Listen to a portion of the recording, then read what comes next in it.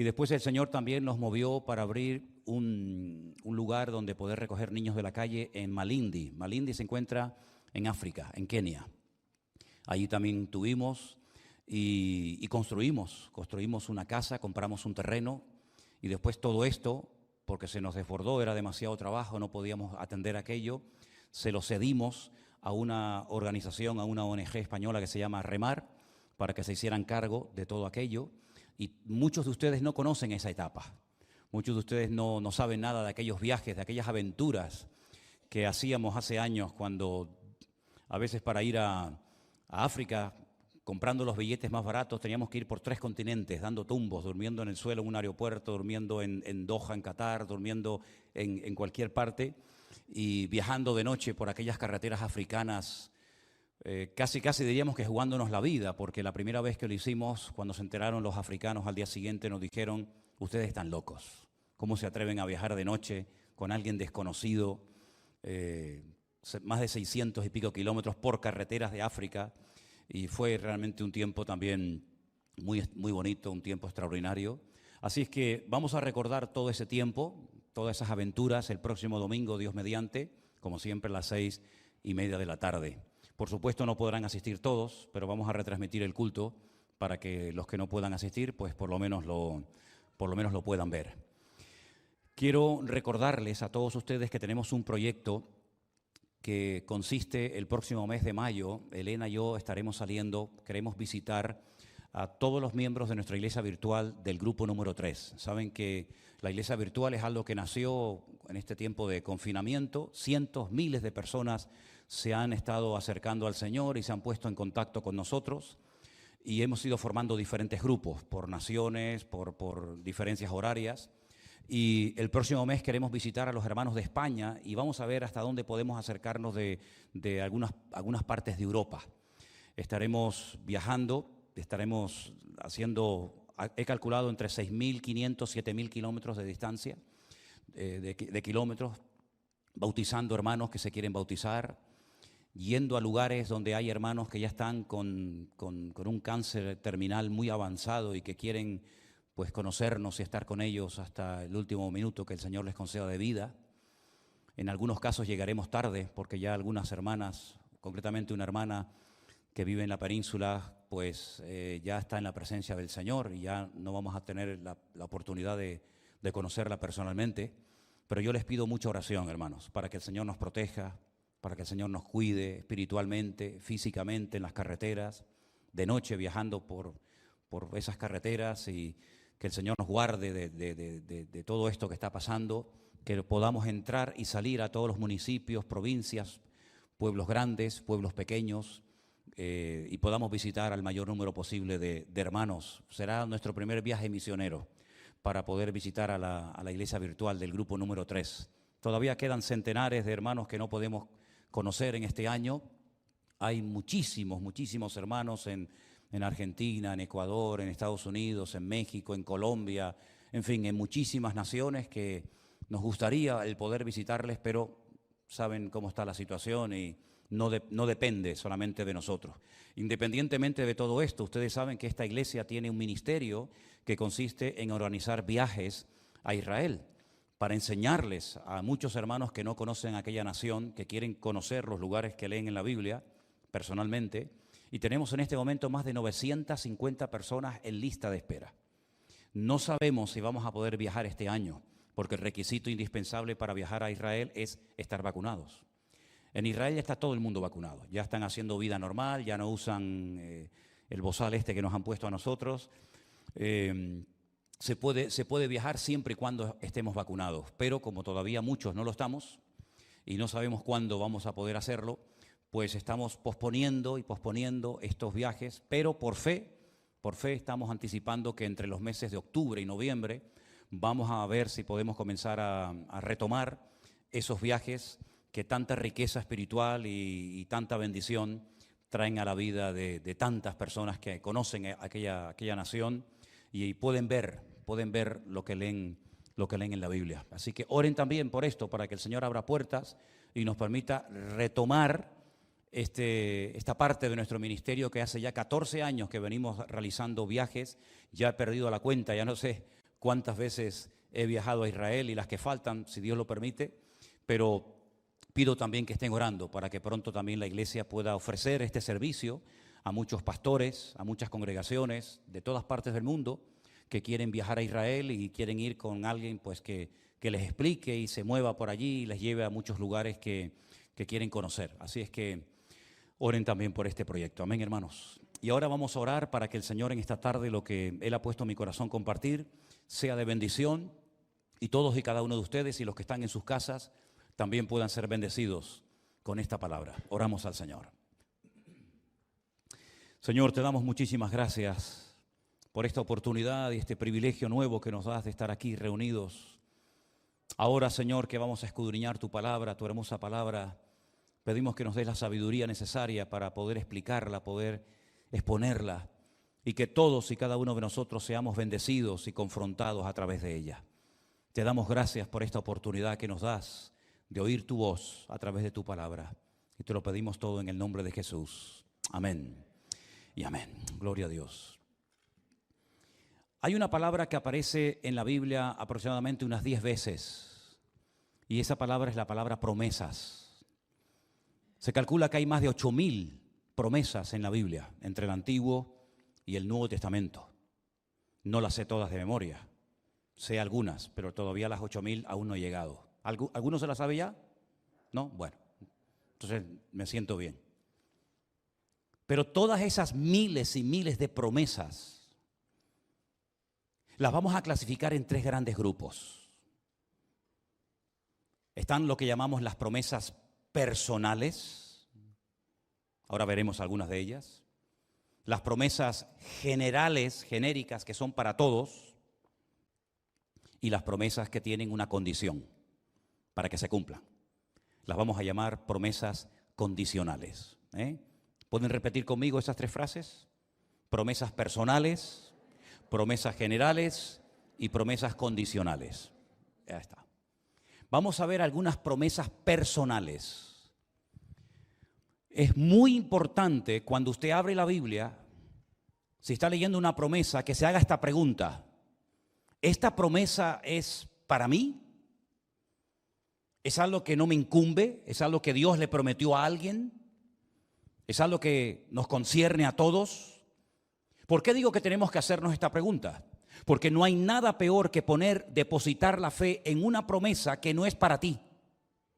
Y dice la Biblia que cuando alguien espera algo y no viene, se produce como un tormento en tu corazón. Hay gente que abre la Biblia y cree que todo lo que la Biblia dice son para ellos. Y a veces se crean falsas expectativas en las congregaciones. Y se le dice a la gente, no, porque Dios dice en su palabra esto, y es verdad que lo dice, pero no te lo dijo a ti. Esto se lo dijo a otra persona. Y entonces la pregunta que usted se hará es, entonces, ¿para qué está en la Biblia eso si no es para mí? Hay muchas cosas que están en la Biblia que no fueron directamente escritas para nosotros, promesas que no se dieron a nosotros en este tiempo, pero están para enseñarnos una lección y para ver cómo Dios trató con ese hombre, con esa mujer, con ese pueblo, con ese país en un momento puntual de la historia, para que sepamos cómo actuar nosotros en momentos puntuales o en situaciones similares a las que ellos pasaron. Pero hay promesas que no nos afectan a nosotros, que están ahí para ver si realmente lo que Dios le prometió a esa persona se cumplió o no se cumplió. Antes de comenzar a leer algunas promesas personales que no nos incumben a nosotros, pero que están ahí en la Biblia, y son muchas, por cierto, permítame decirles que cuando uno lee la palabra de Dios, uno antes debería de orar y pedirle al Señor, Señor, abre mi mente, abre mi corazón, mi entendimiento, para que yo pueda en todo momento discernir qué significa esta palabra, por qué se escribió esa palabra, por qué este mal ejemplo está en la Biblia y por qué este buen ejemplo también está en la Biblia. ¿Qué es lo que tengo que hacer una aplicación personal y saber interpretar adecuadamente la Biblia? No es fácil, lleva años, pero no es un imposible. Porque la Biblia no se escribió para complicarle la existencia a nadie. La Biblia es un manual práctico y la Biblia la puede entender cualquier persona. Un niño puede leer la Biblia y entenderla, y un adulto también. Una persona que recién comienza a dar los primeros pasos en el cristianismo y una persona que lleva toda la vida con Cristo también pueden entender la Biblia. La Biblia no se escribió para confundir la mente de nadie, sino al contrario. Es para abrirte la mente, para hacerte sabio, para quitar las escamas de tus ojos y para que sepas cómo comportarte en la edad que tienes, en la condición que tienes y en el lugar en el que te encuentras. Vamos a comenzar en Génesis capítulo 12, promesas personales. Vamos a analizarlas en esta tarde. Génesis capítulo 12, versículo del 1 al 3 dice: pero Dios le había dicho a Abraham, fíjense el tiempo del verbo, le había dicho, no se lo está diciendo por primera vez, se lo está recordando más bien. Ya Dios le había dicho a Abraham: vete de tu tierra y de tu parentela. Lej lejá, dice en el hebreo. Vete para ti, sería la traducción literal en castellano, pero suena mal, ¿no? Vete para ti, es como decir, vete porque tú mismo, obedeciendo el mandato, te vas a hacer un favor a ti mismo. Más o menos así sería la traducción. Vete de tu tierra y de tu parentela y de la casa de tu padre a la tierra que te mostraré. Haré de ti una nación grande y te bendeciré y engrandeceré tu nombre y serás bendición. Bendeciré a los que te bendijeren y a los que te maldijeren maldeciré, y serán benditas en ti todas las familias de la tierra. ¿A quién le dijo el Señor esto? ¿A quién le prometió esta palabra? A Abraham. La condición era que tenía que irse lejos de su tierra, de su parentela, de sus amigos, de sus familiares, dejarlo todo. Si tú lees este versículo una mañana buscando la voluntad de Dios, tú no puedes decir, bueno, ahora Dios me está diciendo que deje mi padre, mi madre, mi esposa, mi marido, mis hijos, todo, y me vaya, sabe Dios a dónde, para que Dios me bendiga y me dé una tierra y sea un hombre de bendición. Es que eso no te lo está diciendo a ti. Si tú te aplicas esa palabra, esa promesa, ese pacto que Dios está haciendo con el patriarca Abraham, puedes cometer los peores errores e equivocaciones de tu vida.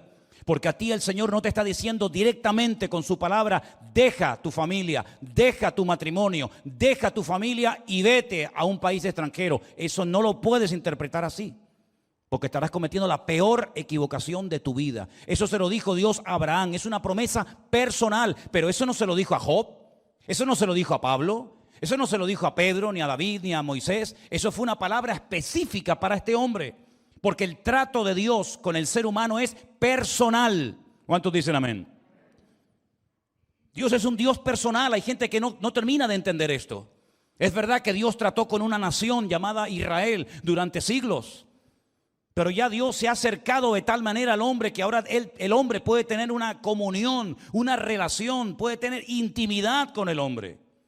La relación de Dios contigo tiene que ser personal, y la forma como Dios te trata a ti, hermano, no es igual a la forma como le trata al otro o viceversa.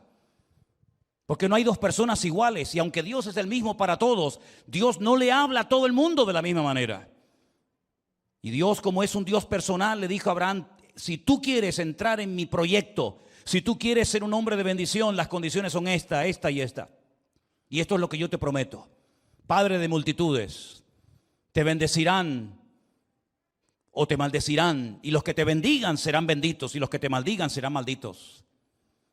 Y si no, miren ustedes a lo largo de la historia, y tenemos casos recientes de personas que se atrevieron en público, haciendo un mal uso de los medios de comunicación, maldecir al pueblo de Israel desde sus entrañas, y desde sus entrañas se pudrieron y hoy en día están debajo de tierra. Esto no es una broma. Es mejor quedarse callado y no decir nada que decir tonterías y jugarte la vida y morir antes de tiempo. Eso es una promesa personal de Dios a Abraham.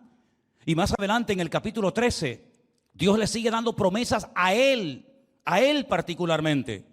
Dios le vuelve a hablar a Abraham y después que Lot se apartó de él. Lot era su sobrino. Alza ahora tus ojos y mira desde el lugar donde estás hacia el norte, hacia el sur, hacia el oriente y hacia el occidente. Porque toda la tierra que ves te la daré a ti y a tu descendencia para siempre. Haré tu descendencia como el polvo de la tierra, que si alguno puede contar el polvo de la tierra, también su descendencia será contada.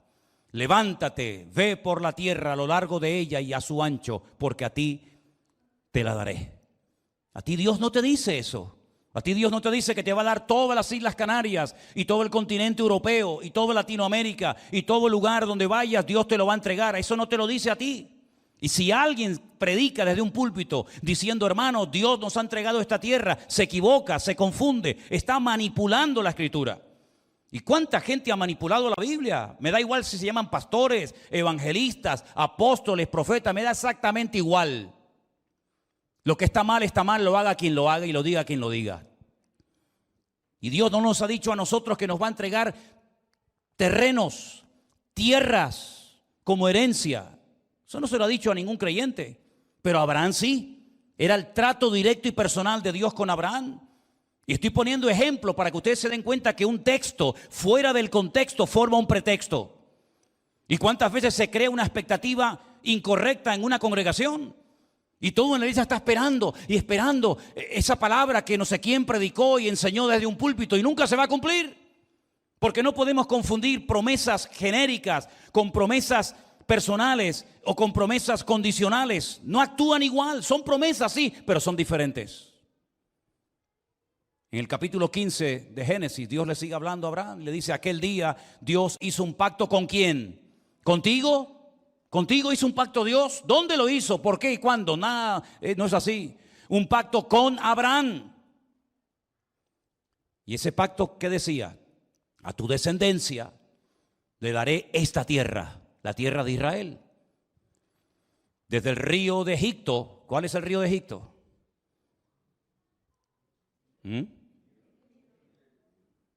El Nilo, ¿no? Desde Egipto, el río más largo del mundo, 6.666 kilómetros. Desde el río de Egipto hasta el río Grande. Cuando la Biblia habla del río Grande, ¿cuál es el río Grande en la Biblia? El río Éufrates, el que está ¿dónde? En Irak, allí en la Mesopotamia. Fíjate el territorio que Dios le está prometiendo a Abraham desde Egipto, no sé cómo estáis de geografía, hasta el Éufrates, toda esa tierra te la daré a ti y a tu descendencia. La tierra de los ceneos, de los ceneceos, de los cadmoneos, que nombres más raros, de los eteos, de los fereceos, de los refaitas, los amorreos, los cananeos, los gergeseos y los jebuseos. No tengo tiempo para explicar quiénes eran esos pueblos o quiénes son en la actualidad esos pueblos. Solamente decirles que los últimos que leí, los jebuseos, eran los habitantes ¿de dónde? De Jerusalén. Porque Jerusalén, antes de conocerse como Jerusalén, la ciudad de la paz, se conocía como Jebús. Recuerden que les he dicho muchas veces que es la única ciudad del mundo que en la Biblia recibe 70 nombres diferentes. Y uno de ellos es Jebús. Los jebuseos eran los habitantes de Jerusalén que no fueron conquistados cuando Josué entró en la tierra prometida, sino en el tiempo del rey David, dice la Biblia que entró y conquistó Jerusalén y la convirtió en la ciudad del reino, la ciudad del rey David. Esa es una promesa que Dios le dio a Abraham. No es una promesa que le ha dado a la iglesia. No es una promesa que le ha dado a un pastor. Es una promesa que Dios le dio particularmente a un hombre. Capítulo 17, del 1 al 8.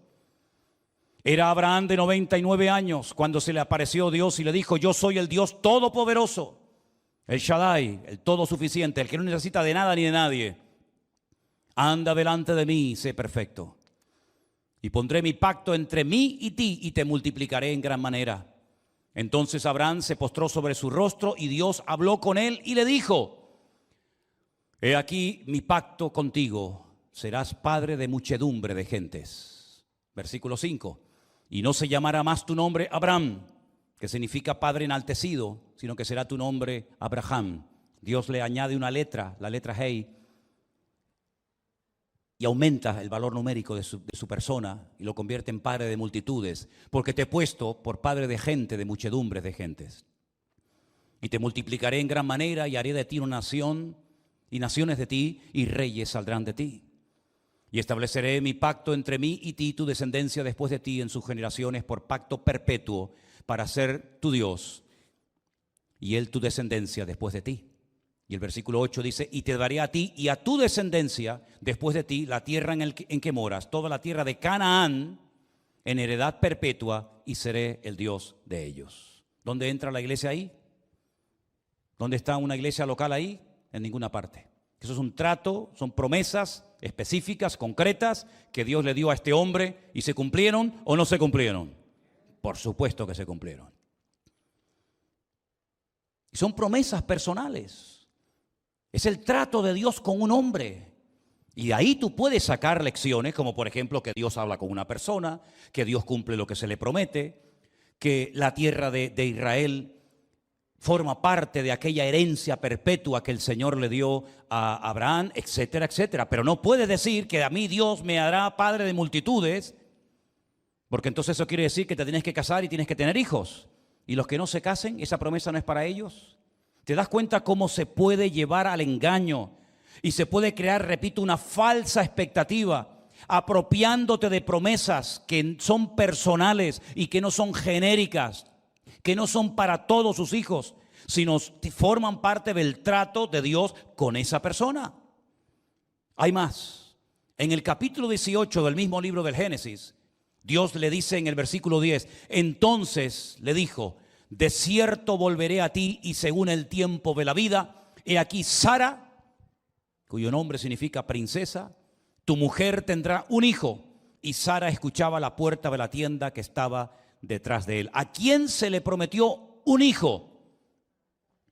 Abraham con su esposa Sara. Si usted quiere coger ese versículo y decir que mañana usted se va a quedar embarazada y va a ser madre, pues allá usted. Pero está haciendo lo que se llama una incorrecta exégesis. Es decir, le está sacando al texto lo que no dice. Está tratando de aplicar y de forzar y de obligar a la Biblia a que se adapte a su necesidad, en vez de usted adaptarse al tiempo en el que Dios le dijo, Abraham, seréis padre. Y por eso es muy importante que usted cuando lea la Biblia a partir de ahora, usted le pregunte a la Biblia, usted hable con el texto y le haga preguntas. ¿A quién se le dijo eso? ¿Por qué se le dijo eso? ¿Cuándo se le dijo eso? ¿Dónde se le dijo eso? Esta es una promesa genérica, personal. Todo eso se lo tiene usted que preguntar al texto. Y eso es lo que se llama hacer una correcta exégesis. Y no es coger la Biblia y Tim Marín de Dos Pincue de Cucaramaca, la titri fue aquí, esto Dios me dijo a mí. No, eso no es así, eso no es así. Eso actúan los niños, los infantiles, los que no tienen dos dedos de frente, los que no han madurado, ni quieren madurar, ni quieren crecer, los que van a la Biblia como si fuera una especie de la tabla, la ouija, ¿no? Ahora pongo el dedo aquí, mañana lo pongo allá y mañana sabe Dios dónde lo pongo. No es así, no es así la forma correcta de un hijo de Dios tratar con su padre. Dios es un Dios personal y eso es lo que Dios quería para Abraham y para usted. Tiene otro proyecto, tiene otros planes. Ni mejor ni peor, sino simplemente que uno tiene que descubrir cuál es el propósito de Dios para su vida y para la vida de cada uno de nosotros. ¿Me siguen? ¿Estamos de acuerdo, no? Creo que es fácil entender esto. Voy a ponerles un ejemplo más. Mi querido amigo David. El rey David, la Biblia nos enseña que hay un momento en el que él tiene una preocupación. Y esa preocupación es, ¿quién se va a sentar en el trono después de él? Y usted va a ver cómo hay momentos en los que Dios le dice a David, no te preocupes, estate tranquilo, no te pongas nervioso, porque nunca faltará un hijo varón que se siente en tu trono. Y vemos que después de la muerte del rey David, se sentó en el trono su hijo Salomón, y así sucesivamente durante generaciones y generaciones. Son promesas personales que no nos afectan a nosotros, que no tienen nada que ver con nosotros. Ahora bien, hay otro tipo de promesas que ya son generales, genéricas para todos. Por ejemplo, el Señor es mi pastor y nada me faltará. ¿A quién le dijo eso? Al pueblo de Dios. ¿Es Dios tu pastor? ¿Es Dios tu Dios? ¿Es el Señor de tu vida? El que lleva las riendas de tu vida, Él mora en tu corazón, ¿sí o no? Pues eso es para ti, mi hijo. Cuando el Señor Jesucristo dijo, he aquí yo estoy con vosotros todos los días hasta el fin del mundo. Se lo dijo a sus discípulos que representaban en ese momento a la iglesia del Señor, a todos los creyentes a lo largo de la historia. Puedo yo decir hoy y puedo estar convencido de que Dios estará conmigo en la juventud, cuando sea mayor, cuando tenga salud, cuando esté enfermo, cuando esté bien, cuando esté mal, cuando me aplaudan, cuando me critiquen, cuando me calumnien, cuando vengan y dejen de venir. Puedo decir hoy yo, Dios estará conmigo todos los días hasta el fin del mundo, ¿sí o no? Claro que sí, mi hermano. Son promesas generales para todos. Pedid y se os dará. No, ustedes sí, pero usted no. No. Buscad y hallaréis, llamad y se os abrirá. Todo el que pide recibe, todo el que busca halla, todo el que llama se le abrirá. Son promesas para todos y gloria a Dios por esas promesas. Amén, hermanos. Gloria a Dios por eso. Clama a mí y yo te responderé y te enseñaré cosas grandes y ocultas que tú no conoces. Oh, gracias, Dios mío, porque puedo clamar a ti. Puedo clamar a Dios y el Señor me va a oír y me va a responder. Y si yo preguntara en esta tarde, dígame algunos de ustedes promesas genéricas, promesas que afectan, que incluyen a todos, seguramente estaríamos toda la tarde y toda la noche mencionando una y otra, porque si hay algo que todo creyente sabe es pedir y aprenderse promesas de la Biblia. Eso sí que se lo aprenden al momento. Pero luego hay muchas promesas en la Biblia, queridos hermanos, que llevan una condición implícita en ella. Una promesa que se va a cumplir siempre y cuando se cumpla la condición.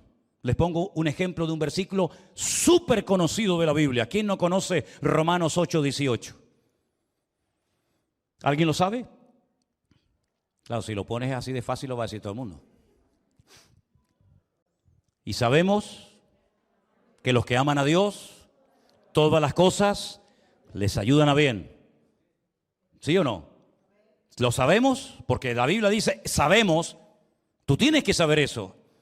Pero ¿cuál es la condición para que todo lo que ocurre en tu vida sea de bendición y no sea una tragedia?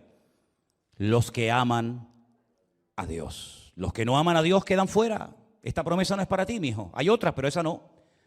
Si quieres que todas las cosas te ayuden para bien, tienes previamente que asegurarte de que tú amas al Señor tu Dios. Y ese es el principal mandamiento de toda la Biblia.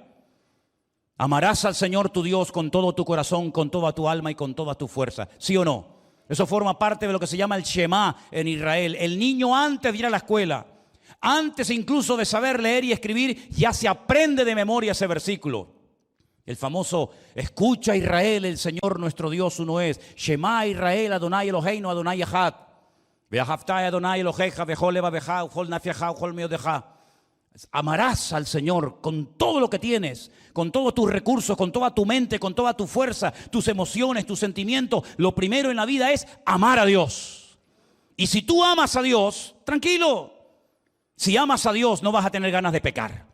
Si amas a Dios te vas a guardar de lo que desagrada a Dios. Si amas a Dios le vas a respetar, le vas a adorar, le vas a servir, te vas a esforzar. Y entonces vivirás en orden, en obediencia y en santidad. Y todas las cosas que te ocurran te ayudarán siempre para bien en tu vida. Pero hay una condición: amar a Dios. ¿Se acuerdan lo que le dijo el Señor a Pedro cuando resucitó y se presentó en el mar de Galilea días después de su resurrección? ¿Os acordáis? Días atrás Pedro había dicho, no le conozco, no sé quién es, no quiero saber nada de este hombre. Apostató, dio un paso atrás. Y el Señor Jesucristo cuando resucita le dice a las mujeres, díganle a mis discípulos y a Pedro, porque él dijo que no quiere ser de los míos, pero yo sí quiero que él sea de los míos. Díganle a mis discípulos y a Pedro que vayan a Galilea, que allí me voy a encontrar con ellos. Y cuando llegan a Galilea se los encuentra otra vez, ¿qué? Pescando. Otra vez marcha atrás. Y el Señor Jesucristo desde la orilla se les queda mirando y le dice, ¿habéis pescado algo? Y la respuesta fue terrible. ¿Cuál fue? Nada, Señor. Nada, Maestro. Toda la noche hemos estado intentando pescar y no hemos cogido nada, absolutamente ni uno. Toda la noche. ¡Qué casualidad! Toda la noche trabajando. Y el otro día les pedí en Jerusalén que oraran conmigo 1 hora y se quedaron dormidos. Y ahora han estado toda la noche trabajando, sin resultados. ¿Pero cómo es esto? ¿Cómo es posible que hay cristianos que están todo el día trabajando, y después no pescan nada, dicho sea de paso? Y cuando el Señor le pidió a sus discípulos que oraran por él 1 hora, la noche más triste de su vida, cuando lo iban a crucificar, se le quedaron dormidos. Las paradojas de la vida, ¿verdad? No tengo tiempo para el Señor, no tengo tiempo para servir a Dios. Pero para lo tuyo siempre tienes tiempo. No sé cómo te las arreglas, querido. Echar la red a mano derecha. Y dice la Biblia que cuando obedecieron al Señor, lo que no habían sido capaces de hacer en toda una noche, lo consiguieron en décimas de segundo. Dice que la red por poco se les rompía y tuvieron que hacer señales a los compañeros para compartir la bendición. Porque cuando Dios te da es para compartir la bendición, no es para que te la comas tú solo para ti. Y cuando llegaron a la orilla comenzaron a contar, 1, 2, 3, madre mía, qué barbaridad, esto es una 30, 40, 50, 60, 80, 90. Y dice la Biblia que ¿cuántos peces cogieron, sí o no? Ustedes saben que en hebreo las letras son números, los números son letras. Y 133 es Ani Elohim, yo soy Dios. Es decir, cuando cuente 133 es como si dijera Ani Elohim, yo soy Dios, yo soy el que ha hecho este milagro. Comieron, se saciaron, estaban contentos, ya tenían comida, tenían todo. Y de repente el Señor interrumpe la cena y le dice a sus discípulos, perdón, a Pedro, Pedro, dime, maestro, ¿tú me amas? ¿Te ha preguntado alguna vez? Bueno, seguramente tu mujer te lo habrá preguntado, ¿no? Pero ¿te ha preguntado alguna vez algún amigo, algún conocido, ¿tú me amas? Es una pregunta un poco fuerte, ¿no? Dice, ¿este de qué va? Pero es el maestro, es Dios el que te está preguntando, ¿me amas? Y claro, si el Señor te pregunta si me amas, lógicamente cualquiera le dice que no. Sí, Señor, tú sabes que te amo. Y dice, qué bueno. Pues mira, apacienta a mis corderos. Pasa un ratito, no sabemos cuánto, y le vuelve a preguntar lo mismo. Pedro, ¿tú me amas? Sí, Señor, claro, tú sabes que te amo. Y finalmente a la tercera vez le pregunta exactamente lo mismo, y ya Pedro dice que se entristeció, porque le nombró el nombre de su padre, Simón, hijo de Jonás. ¿Qué tiene que ver Jonás aquí? ¿Qué tiene que ver el nombre del padre de Pedro? Fuiste un rebelde, te distanciaste de mí la noche que más te necesitaba, la noche que menospreciaste a tus hermanos y dijiste, aunque todos te dejen, yo nunca te abandonaré. La noche que dijiste, yo estaré contigo y si tengo que dar mi vida contigo, la daré. Esa noche me fallaste. ¿Dónde estabas, Pedro? Calentándote en fuego ajeno. No tuviste el valor ante una criada romana de decirle, sí, yo soy del maestro. ¿Y qué pasa? Yo soy uno de ellos. Y entonces él se pone triste porque se da cuenta de que no dio la talla. ¿Cuántas veces nos hemos puesto tristes a lo largo de nuestra vida o nos pondremos en el futuro tristes?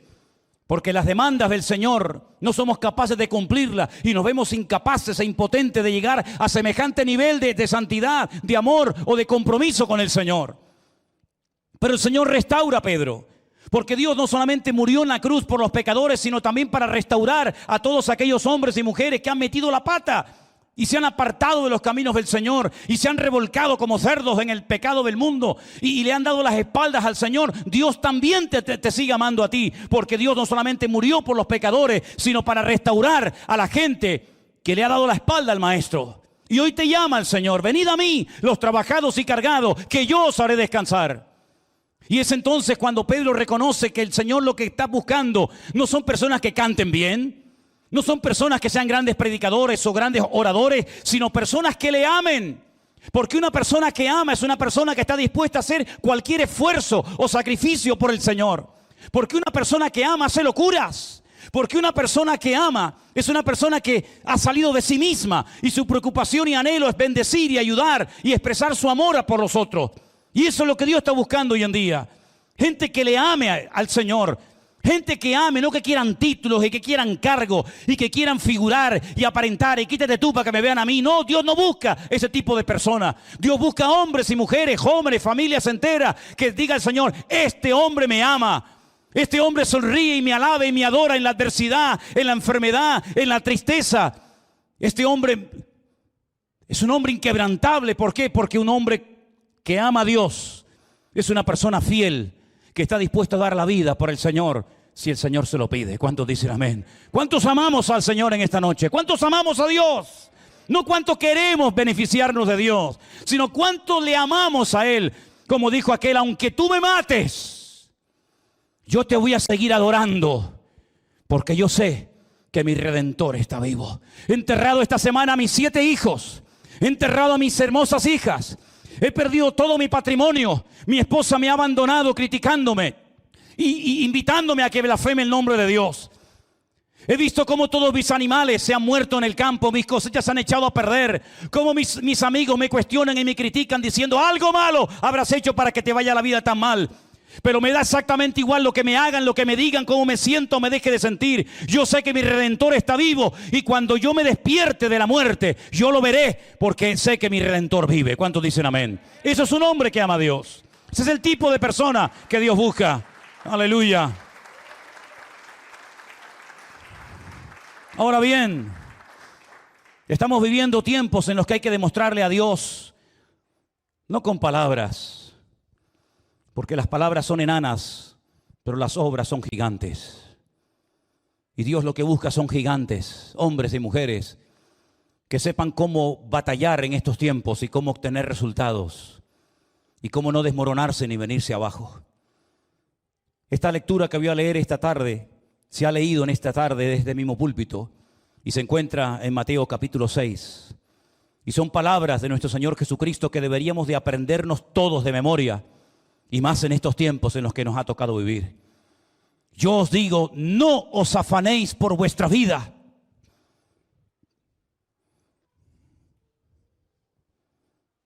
Pasar. ¿Qué vamos a comer? ¿O qué vamos a beber? ¿Hay alguien aquí en esta tarde que se está preguntando, ¿y cómo vamos a pagar las facturas a fin de mes? ¿Y el alquiler? ¿Y la hipoteca? ¿Y la gasolina del coche? Eso es lo que significa, no os afanéis por vuestra vida, lo que habéis de comer o lo que habéis de vestir.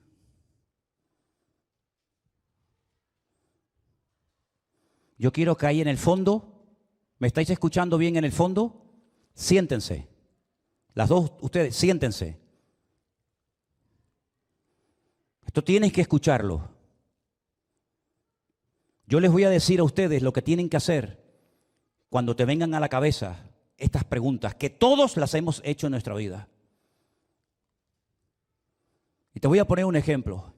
En el año 1990, en enero del año 90, lo que te voy a contar ahora cambió mi vida. Hay varias cosas que en mi vida me han impactado y no las olvidaré nunca. En el año 1990, en enero, bien temprano en la mañana, un sábado, me subo a lo alto de una montaña, el Monte de la Curota, en Galicia, provincia de Pontevedra, provincia de La Coruña, en Galicia. Mi sueño era ir a Argentina a predicar el Evangelio. Tenía una carga tremenda por poder ir a Argentina y ver lo que allí estaba pasando en aquellos años, un despertar espiritual tremendo. No teníamos ni dónde caernos muertos. Éramos pastores de una pequeña iglesia que habíamos abierto en mi casa, después alquilamos un local, después fuimos a otro local. Y ya habíamos sentido en el corazón que era el momento de salir a la aventura sin saber lo que allí nos iba a pasar. Teníamos un coche que me había regalado mi suegro, un Volkswagen Golf, pero no tan bonito como el que tiene Mario. 4 modelos atrás, el más sencillito. Yo no soy tan rico como Mario. ¿Y saben qué? Mi intención era venderlo y con lo que me dieran, comprar unos pasajes para Elena, para Priscila, que tendría... ¿Qué edad tenías en el año 90? 3 años. La gandula aquella, la gigante aquella, 3 años tenían en aquellos años. Y en aquellos años había gente que venía a España y se quedaban. Y después, lo que le voy a contar ahora dirán, pero ¿eso pasó en España? Y tanto. La gente ponía en el periódico, vendo billetes de vuelta a Argentina, a Venezuela y a muchos lugares. Y nosotros compramos billetes que no llevaban nuestro nombre. Pero tenía que buscar el billete de una mujer, de una niña y de un hombre. Y entonces fuimos al aeropuerto de Barajas. Esa persona metía las maletas y si el avión se caía, Manolo, Elena y Priscila nunca habían muerto porque nunca supuestamente se habían subido al avión, sino aquellas 3 personas que nos dieron su tarjeta de embarque. Así viajamos a Argentina en junio del año 1990. Pero mis planes eran vender mi coche, comprar los billetes y marcharme a Argentina a vivir por fe. Al día siguiente yo iba a predicar acerca de este mismo pasaje. No os afanéis por vuestra vida, que habéis de comer, que habéis de beber, ni por vuestro cuerpo, que habéis de vestir. ¿No es la vida más que el alimento y el cuerpo más que el vestido? Mirad las aves del cielo que no siembran, ni ciegan, ni recogen en graneros, y vuestro Padre Celestial las alimenta. ¿No valéis vosotros mucho más, hombre de poca fe? De todo este pasaje yo iba a predicar. Y cuando bajaba por la montaña, al final de una recta, en una curva, habían echado lo que llamamos aquí en Canarias picón, esa piedrecita en el asfalto. Y cuando quise tomar la curva a la derecha, el coche me patinó y me caí al vacío. Esa sensación de que estás cayendo es como ir en la montaña rusa, ¿no? Aunque en la montaña rusa sabes que de alguna manera vas a llegar de donde saliste, pero yo no sabía dónde iba a caer. Esa sensación de caer al vacío y pensar, Dios mío, es mi último día de vida. Grité con todo mi corazón, me agarré al volante, no llevaba el cinturón. Grité con todo mi corazón, Señor, sálvame. Y en ese momento, ¡pum!, el coche se detuvo, quedó así, de morro. Los limpiaparabrisas entraron para adentro, el cristal salió entero y me cortó por aquí, por la cabeza. Sangraba por la cara. Y yo pensaba que era la gasolina del coche lo que me estaba cayendo en la cara, pero así. Digo, no sabe a gasolina. Y cuando me miré, era sangre. Me empecé a tocar así, fuerte, por si me había roto algún hueso. Digo, estoy vivo. Caí en la rama de un árbol. La rama del árbol me frenó, se partió y entonces el coche quedó así, incrustado así, totalmente así de punta. Por algunos momentos pensé que había llegado al árbol de la vida. Pero no era el árbol de la vida. Ahí me iba a empezar la vida. Comencé a subir el barranco como pude y después de un buen rato pasaba por allí un señor con un tractor que venía de arar las fincas y le hice señales. Y le pedí que me llevara al pueblo. Y me dijo, ¿pero tú de dónde vienes? Digo, es que acabo de tener un accidente. Me dijo, ¿pero dónde está el coche? Digo, ahí abajo. Y el hombre miró y me dijo, ¿tú saliste de ese coche? Digo, sí. Digo, pero necesito que con el tractor, por favor, baje y me lo saque porque tengo que llevarlo a arreglar. Yo tenía la obsesión en mi cabeza, tengo que venderlo, los billetes, tengo que ir a Argentina. Fíjate qué tremendo. Me llevaron a una casa porque no quería ir a casa con todo sucio, todo lleno de sangre en la cara. Y mientras me estaba lavando la cara en la casa de una señora, me mareé y me quedé sin fuerzas. El coche se lo llevaron, yo no sé lo que pasó. Llegué a casa y le dije a Elena, acabo de tener un accidente. No me he matado por la misericordia de Dios. Pero mi obsesión era ¿cuál? El coche. A los pocos días fui, el coche no me dieron ni un centavo, fui a la chatarra, siniestro total. El coche quedó para la chatarra y no me dieron absolutamente nada. Pero yo el 31 de enero de 1990 ya tenía previsto despedirme de la iglesia y me despedí con una mano delante y una mano detrás, sin nada. Y nos vinimos a Las Palmas y comenzamos a ir por las diferentes iglesias y comenzamos a predicar. Y la gente cuando íbamos a las iglesias nos daban sobres, nos daban ofrendas, porque sabían que queríamos ir a Argentina. Y con lo que nos dieron en aquellas ofrendas, pude comprar los billetes, me pude ir a la Argentina y pude durante unos meses sostener a mi familia, los 3 que éramos en aquel momento, con aquellas ofrendas. A los pocos días me dicen, todos los martes en la ciudad de Rosario, provincia de Santa Fe, Argentina, se reúnen los pastores. Sería bueno que vinieras y te presentaras y dijeras quién eres y por qué estás aquí. Y le dije, vale. Fui por primera vez a una reunión de pastores en Argentina y cuando llegué me presentaron y un pastor llamado Juan Herrera, no sé si vive todavía, presidente de la Unión de las Asambleas de Dios en Rosario, me dijo, bueno, vamos a dejarle al gallego. Decía, ¿quién es el gallego? Vamos a dejarle al gallego que nos comparta la palabra a los pastores. Ese fue mi primer compromiso en Argentina, predicarle a los pastores. Cuando salí de esa reunión tenía la agenda llena para 3 meses de predicaciones todos los días. En aquellos tiempos se predicaba todos los días se predicaba. Llegué a casa y le dije, Elena, me ha pasado algo increíble. Mira, tengo la agenda, tengo la libreta llena por 3 meses para predicar todos los días. Y Elena, como buena gallega, me decía, no te habrás equivocado. No serán 3 días. Digo, no, 3 meses. 3 meses.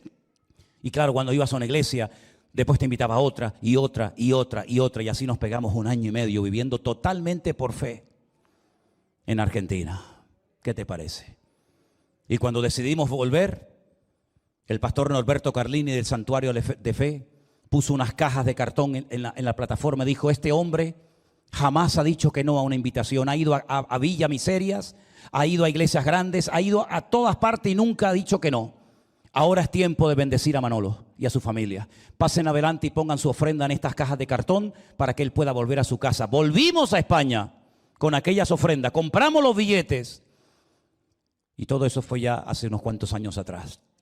¿Qué es lo que estoy tratando de decir con todo esto? que las promesas del Señor son para todos. No solamente son para los pastores, no solamente son para las personas de un nivel, no, olvídese de eso. Las promesas genéricas de Dios funcionan. Pero ¿qué es lo que nos dice la Biblia? Que no tenemos que afanarnos, porque afanarse significa que no confías en Dios. Afanarte lo que estás demostrando es que no termino de creerme lo que Dios, mi Señor, me ha prometido en su palabra. ¿Quién de vosotros podrá, por mucho que se afane, añadir a su estatura 45 centímetros? Nadie. Y por el vestido, ¿por qué os afanáis? Considerad los lirios del campo, cómo crecen, que no trabajan ni hilan. Pero os digo que ni aun Salomón, con toda su gloria, se vistió como uno de ellos. Y si la hierba del campo que hoy es y mañana se echa en el horno, Dios la viste así, ¿no hará mucho más a vosotros, hombres de poca fe? No os afanéis pues diciendo, ¿qué comeremos? Venga el lloriqueo absurdo y ridículo. ¿Qué beberemos? ¿Qué vestiremos? Porque los gentiles, ¿quiénes son los gentiles en la Biblia? Los inconversos, los idólatras, los pecadores, los impíos, póngale los adjetivos que quiera. En definitiva, los que no tienen a un Dios vivo como tú y yo tenemos. Ellos son los que buscan estas cosas. Pero vuestro Padre Celestial sabe que tenéis necesidad de todas estas cosas. ¿Cuántos dicen un fuerte amén? Buscad primeramente el reino de Dios y su justicia, y todas las demás cosas os serán añadidas. Así que no os afanéis por el día de mañana, porque el día de mañana traerá su afán. Basta cada día su propio afán, dice la palabra del Señor. Así que esta es la clave.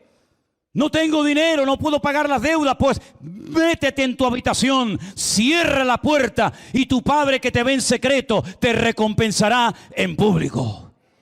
Eso no es una promesa para David, para Salomón y para Moisés. Y tengo que decirle lamentablemente que esto no funciona, no. Tengo la dicha y el gozo y la alegría en esta tarde y la satisfacción de decirle que cuando tú como hijo y como hija de Dios, con tu carga, con tu presión, con tu tristeza, con tu afán y con lo que tú quieras, entras en tu habitación, no llamas a nadie, no le escribes a nadie, no le lloriqueas en el hombro a nadie, cierras la puerta, te pones si quieres de rodillas como yo hago y le dices, Señor, no tengo para comer, no tengo para pagar la comida de los niños, no tengo para el teléfono, no tengo para la gasolina, no tengo para alquiler. Tu Padre que te ve y te oye en lo secreto te recompensará en público. Eso es lo que dice la palabra de Dios. Y eso funciona porque es para todos. ¿Cuántos dicen amén? ¿Cuántos dicen amén? Mateo 6:6. Cuando ores, entra en tu aposento y cierra la puerta. ¿Por qué dice cierra la puerta? ¿Por qué no puedo orar con la puerta abierta? Porque te va a ver alguien y te va a escuchar. Y yo no quiero que nadie sepa lo que yo le digo a mi Padre. Ni me interesa que usted sepa si como o no como, si visto o no visto, si puedo pagar o no puedo pagar. No me interesa que usted se entere. Porque yo conozco a mi Señor. Y cuando yo estaba en el mundo endemoniado y enfermo y tirado y hecho polvo sin ganas de vivir y con un odio hacia todo y hacia todos, nunca pasé hambre. ¿Cuánto más ahora que soy un hijo del Rey de Reyes y Señor de los Señores? Entra en tu aposento, cierra la puerta, ora a tu Padre que está en secreto. Y tu Padre que te ve en secreto te recompensará en público. Eso funciona. Yo abrí esta iglesia con 6 personas y siempre viene gente que al principio te dice, estás loco, esto es una locura, para que un local tan grande para 6 personas. Luego cuando funciona y ven la bendición y el respaldo de Dios, te vienen con la palmadita a la espalda y te dicen, no, yo siempre confié en ti, yo siempre creí en ti. Digo, ya conozco ese peloteo. Dios ha sido fiel en estos 20 años. Y ha habido meses que hemos tenido que llorar y tirarnos de rodillas al suelo porque no teníamos ni para pagar la luz del local, ni para pagar el agua. Y debíamos 1 mes, 2 meses y ya entramos en el 3er mes. Pero Dios siempre ha sido fiel a su promesa. Dios nunca le va a fallar a un hijo quebrantado ante la presencia del Señor. Y si no está funcionando las promesas de Dios en tu vida, tal vez porque hace mucho tiempo que no entras en tu aposento, cierras la puerta y te pones a orar y a orar y a orar y a orar hasta que Dios responda. Y Dios siempre va a responder. Ese es el evangelio que yo predico. Por eso nunca pido dinero en público. No necesito pedir dinero en público. Por eso no voy por las redes sociales con los cientos y cientos y miles de personas que simplemente pidiendo los 50 céntimos podríamos tener todos los meses cientos y miles de euros para mantener la obra. No hace falta que le pidamos nada a nadie. Nuestro Padre Celestial sabe lo que necesitamos. Y cuando esta iglesia se cerró el año pasado, el 15 de marzo del 2020, un mes y otro mes sin nadie, predicando a sillas vacías, predicando a un local lleno de eco, porque ni siquiera teníamos esta moqueta ni estas alfombras que amortiguan el eco. Cuando estábamos aquí, Miriam y Elena y yo simplemente, y hablábamos supuestamente al aire, y nos preguntábamos, Señor, ¿cómo vas a hacer tú? Cuando siempre le preguntamos al Señor cómo, la respuesta siempre es igual. Lo que es imposible para los hombres es posible para Dios. Sin diezmos, sin ofrendas, sin ayuda de nadie, sin el rastro abierto durante meses, el Señor comenzó a suplir y ayudar. Y cuando ustedes vinieron a la iglesia, se encontraron sillas nuevas, se encontraron cámaras nuevas, se encontraron equipos de sonido, se encontraron moquetas. ¿Por qué? Porque el Señor tocó el corazón de miles y de miles de hermanos nuestros en todas partes del mundo, para la gloria de Dios. Ese es nuestro Dios. Ese es nuestro Dios.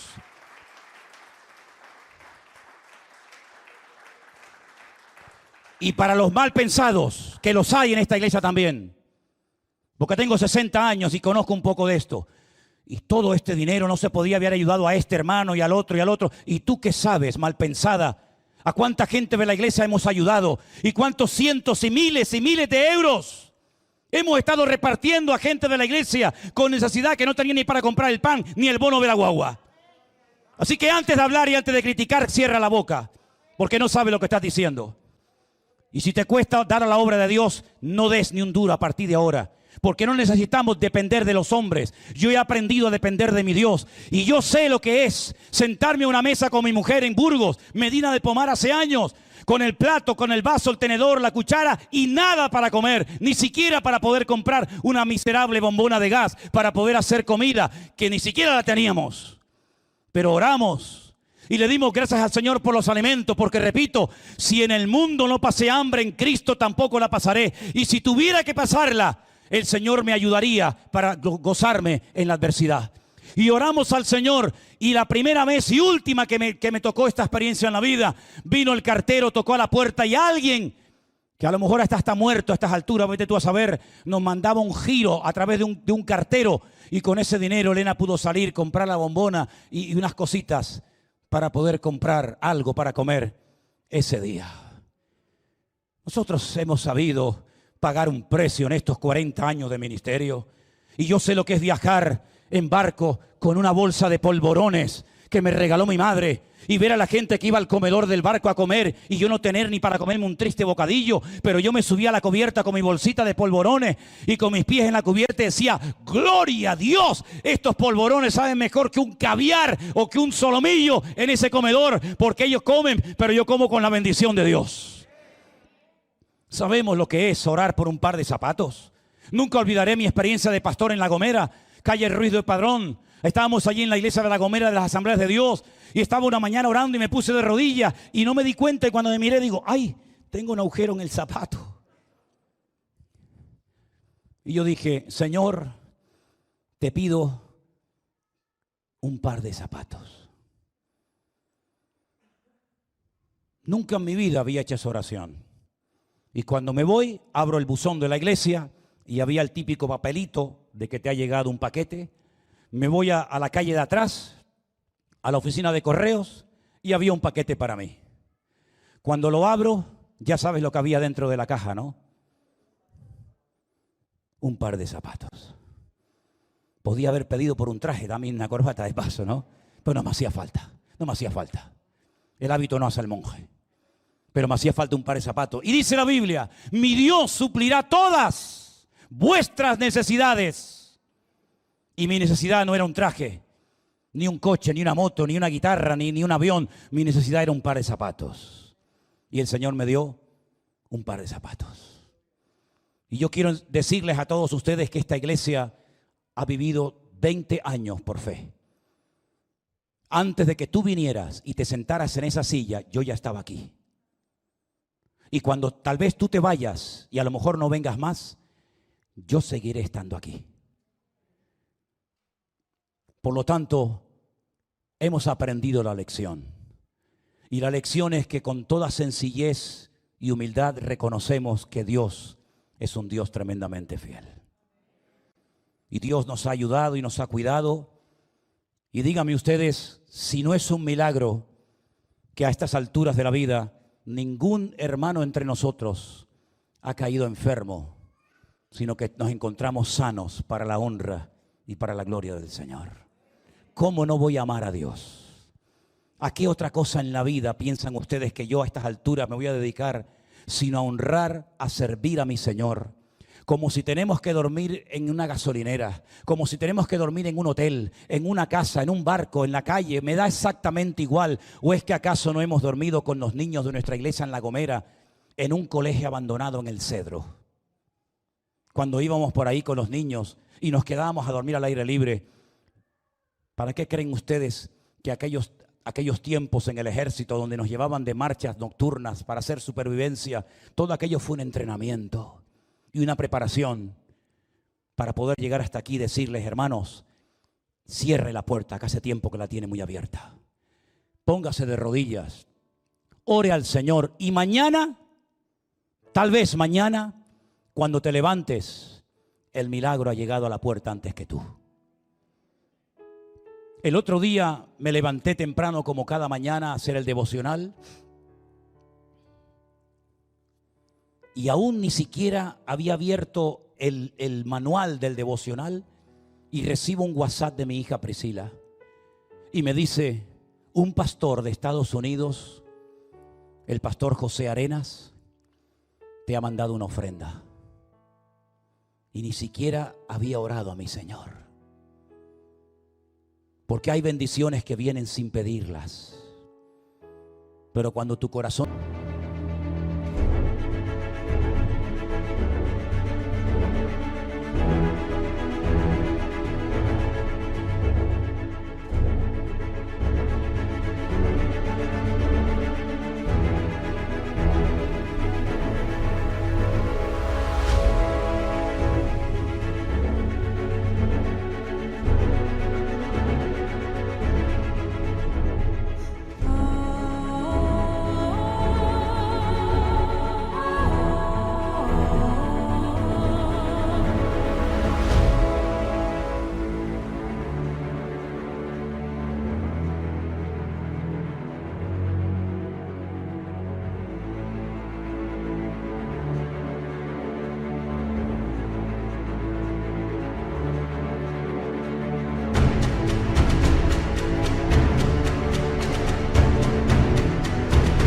está alineado con Dios, las cosas fluyen de tu vida.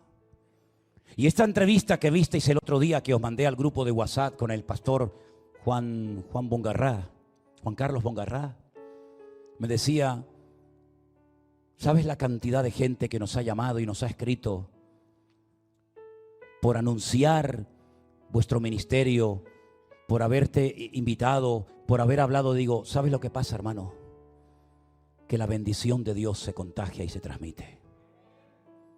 Yo no sé, pero es la pura realidad.